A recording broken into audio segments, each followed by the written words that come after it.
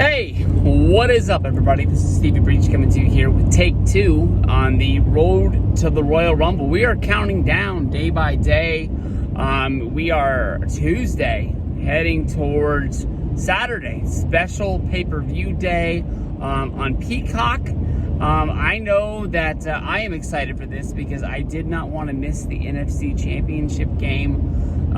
Although I think I'm going to watch the Royal Rumble on Saturday. I just don't want to start at the start time. I think I'm going to join a little bit later, thinking that they'll probably not have the 2 Royal Rumble matches jammed up together. I mostly care about those 2 Rumble matches. Bobby Lashley versus Brock Lesnar sounds like it's going to be one hell of a match, and I'm not sure who, but I know Roman Reigns will probably be fighting somebody, and I want to see that match as well. Everything else is basically, honestly, skippable, because I can't even tell you another match that's going to be going down at the Rumble.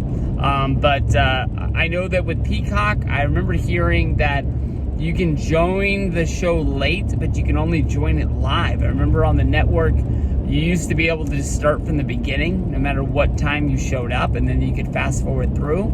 Anybody out there, let me know. Am I going to be able to do that, or do I have to sit down and watch the whole show, or wait until it's over and upload it like as a separate thing, and then I'll be able to do it? So I appreciate it if anybody out there knows the answer and type it down in the comments below, because that's honestly what I'm looking forward to doing. But I don't know. I look around the Rumble. I know that there's going to be a lot of surprises. A lot of people are pointing towards people from AEW, which has sort of been debunked over the last week. A lot of people are saying that people from Impact are going to be there. That some people have been asked. Some people have turned it down. Some people are still question marks all around. I think the one person that I'm wanting to see in the Rumble is a little bit of a question mark, but it is somebody that I am waiting to see what he does, and I think the Rumble will be a good time to give us a little bit of test, and that would be Gable Steveson, who won the gold medal for wrestling in the Olympics over the summer. Then there was a question whether he was going to sign with UFC or WWE. He ended up going with WWE, where he's been a lifelong fan. Some people said that it was because they offered him a chance to go back to college for his senior year, where I can tell you honestly, I know college wrestling season is going on right now. I just thought that, with the money that they're spending on him, why they aren't talking about what he's doing. I'm hoping that he's, undefeated, going on becoming a national champion. I know that it's kind of weird with the college, I think they call it the NIL deals, where basically college players are able to be paid for their likeness, kind of like sponsoring them while they're going to college, while they're not supposed to be, having jobs or anything like that. But Gable Stevenson's just signed a flat-out WWE contract, so I don't know. Maybe he's not going back to wrestle. Maybe he was just going back for his college, to graduate, like to use up his scholarship and not have to wait until later in life to do that, in case, maybe the WWE thing didn't work out. But the way I read it was he was going back for his senior year. I was thinking his senior year of wrestling, but now that I'm thinking, maybe that's a little bit too much for him to sign a WWE deal and then also do that. But you can remember he was front row for Raw in Minneapolis not that long ago. That was when Bobby Lashley, along with MVP, came up and dapped him up and gave him the respect for being there. They were able to put him on screen a lot. He was, drafted by the Monday Night Raw brand, which is weird to get drafted before you've even gone through NXT or anything like that. I know that he's doing some online training, over Zoom and things like that, which must be, I guess, weird. But maybe they sent somebody to wrestle him, a lot like how when The Rock was getting ready for WrestleMania 28, they sent Brian Myers, and they sent I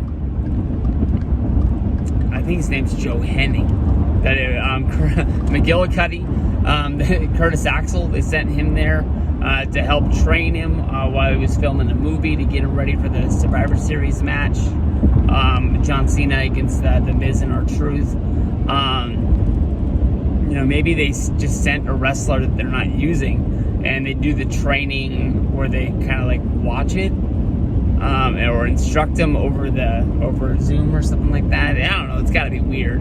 But this guy honestly is going to be a big deal unless he just somehow messes up. The fact that he has the Kurt Angle-like Olympic gold medal training behind him, I think that this easily could go a lot better than my main man Jack Swagger's career in WWE, which I guess you can say that he kind of took it off track on his own, especially when he was already going to the main event of WrestleMania 29 and then got busted for pot. I think that was like in Mississippi or Alabama, something that probably more than likely now, if you were to get stopped like that, they probably would just take your stuff away and let you go, or even not even care. But that was enough for him not to win against Alberto Del Rio at WrestleMania 29, and then never really...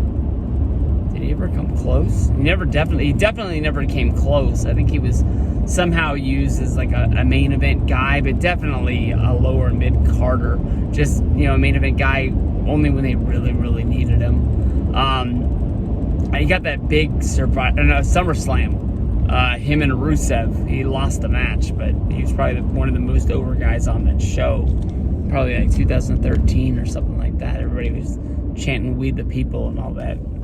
But Gable Steveson and the Rumble, I think that you let him go in there, even though that is like his debut. I think if you're able to give him like a moment, much like Diesel or Mabel, Kane, guys that come in there, it's one of the first times seeing them, and they just start throwing everybody out of the Rumble. That's a way that, even if his, I guess you can say, like his main roster debut, in like a normal match on like a pay-per-view or a Monday Night Raw, even though it's not that, I think it makes you like anxious to wonder when that's going to come, because I think that the spotlight that they put on this guy, they're going to train him and they're going to want a main roster ready faster than putting him on NXT, which I guess would be good for the USA deal,